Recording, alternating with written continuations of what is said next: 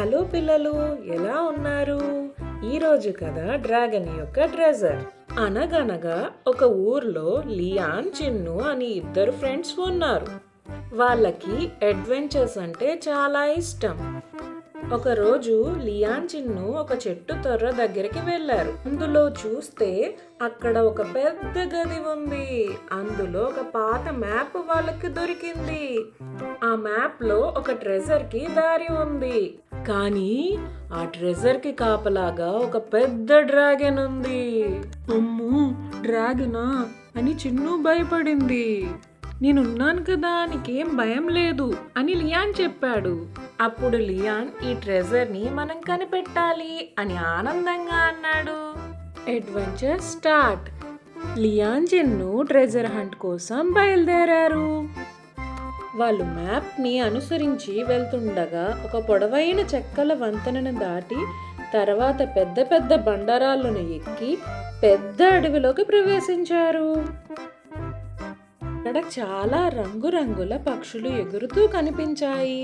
కొంత దూరం వెళ్ళాక డ్రాగన్ కొండ దగ్గరికి చేరుకున్నారు. అది చాలా పెద్ద కొండ. ఆ కొండ మధ్యలో పెద్ద గుహ ఉంది. ఇది ఖచ్చితంగా అదే అని చిన్ను మెల్లగా చెప్పింది. ఆ క్షణంలోనే భూమి కంపించింది. ఒక భారీ నీడ వారిపై పడింది. వెనక్కి తిరిగి చూడగా బంగారు రంగు పొట్టతో, నీలం కళ్ళతో, పెద్ద పెద్ద రెక్కలతో ఉన్న ఒక భారీ డ్రాగన్ వాళ్ళ ముందుకు వచ్చింది. లియాన్ మరియు చిన్ను భయంతో అలా చూస్తూ ఉండిపోయారు. ఎవరు నా గుహలోకి వచ్చారు అని డ్రాగన్ గట్టిగా గర్జించింది. లియాన్ భయపడుతూ చెప్పాడు, మేము ట్రెజర్ కోసం వెతుకుతూ వచ్చాము, మమ్మల్ని ఏం చేయకండి. డ్రాగన్ ఒక్కసారిగా నవ్వింది. చాలా ధైర్యంగా ఉన్నారు కదా మీరు. అయితే మీ ఇంట్రెస్ట్తో మీరు ట్రెజర్ని కనుక్కోలేరు. ఎందుకంటే ఆ ట్రెజర్ నా దగ్గరే ఉంది. అది నా ఫ్రెండ్స్కే చూపిస్తాను. నువ్వు మాకు ఫ్రెండ్ అవుతావా అని చిన్ను డ్రాగన్ని అమాయకంగా అడిగింది. అప్పుడు డ్రాగన్ కళ్ళు మెరిశాయి. ఎవ్వరూ ఇంతకు ముందు నన్ను ఫ్రెండ్గా చూడలేదు. అప్పుడు లియాన్ నవ్వుతూ, ఇప్పటి నుంచి మేము నీకు మంచి ఫ్రెండ్స్ అని చెప్పాడు. ఇప్పుడు డ్రాగన్ తన పేరు గోల్డీ అని చెప్పాడు. వాళ్ళని తన గుహ లోపలికి లోతుగా తీసుకువెళ్ళాడు. అక్కడ మెరుస్తున్న క్రిస్టల్స్, లావా ప్రవాహాలు కనిపించాయి. చివరికి ఒక బంగారు పెట్టె కనిపించింది. చిన్ను మెల్లగా ఆ పెట్టెని తెరిచింది.